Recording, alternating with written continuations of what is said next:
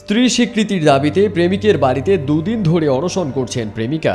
স্বীকৃতি না পেলে বিষ পান করে আত্মহত্যার হুমকিও দেন তিনি। আমি আর 24 ঘন্টা এখানে অবস্থান করব।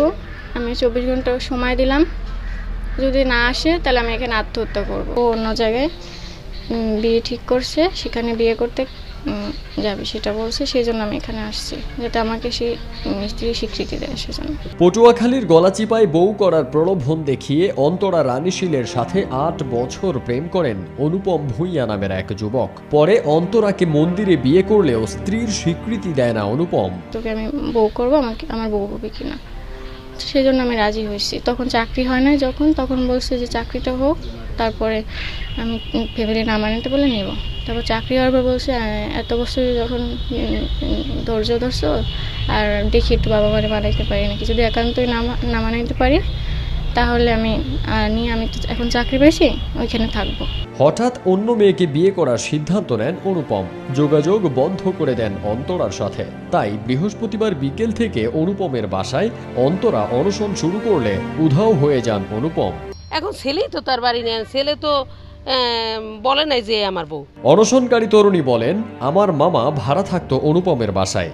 সেই সুবাদে 8 বছর আগে তার সঙ্গে আমার পরিচয় হয়। এক পর্যায়ে আমার সঙ্গে অনুপমের প্রেমের সম্পর্ক গড়ে ওঠে। বিভিন্ন স্থানে আমাকে ঘুরতে নিয়ে যান তিনি।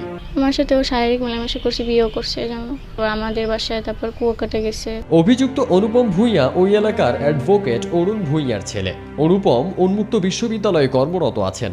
অনশনকারী অন্তরা বরিশাল 30 নম্বর ওয়ার্ডের বাঁশতলা কাশীপুর নামক এলাকার কৃষ্ণচন্দ্র শীলের মেয়ে। তিনি অনার্স 3য় বর্ষের শিক্ষার্থী। অরুণ ভূঁইয়ার ছেলের সাথে একটা মেয়ের বিয়ে হয়েছে। সে মেয়ে সামাজিক স্বীকৃতির দাবিতে এখানে এসে অবস্থান করছে।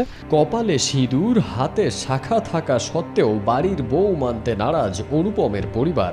এমনকি দরজাও খুলছেন না কেউ। 8 বছর সম্পর্ক, সে বলতেছে আমার সাথে বিবাহ হয়েছে কিন্তু রেজিস্ট্রি হয়নি, সিঁদুরও নাকি সে পড়াইছে, এখনো তার বিয়ে হয়েছে কেউ জানে না। ছেলের বাবা সেও মেয়েটারে ঘরে নেয় নাই বা মেয়েটারে কোনো খাবার দেয় নাই, পানি দেয় নাই। ওয়ালটন ফ্রিজ কিনে অনেকের মতো আপনিও হয়ে যেতে পারেন মিলেনিয়াল।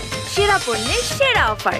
স্বামীর অধিকার আদায়ের জন্য আমরণ অনশন করে রোববারের মধ্যে স্বীকৃতি না পেলে আত্মহত্যা করবে বলে খবরটি ইতোমধ্যেই বিভিন্ন সোশ্যাল মিডিয়াতেও ছড়িয়ে পড়েছে।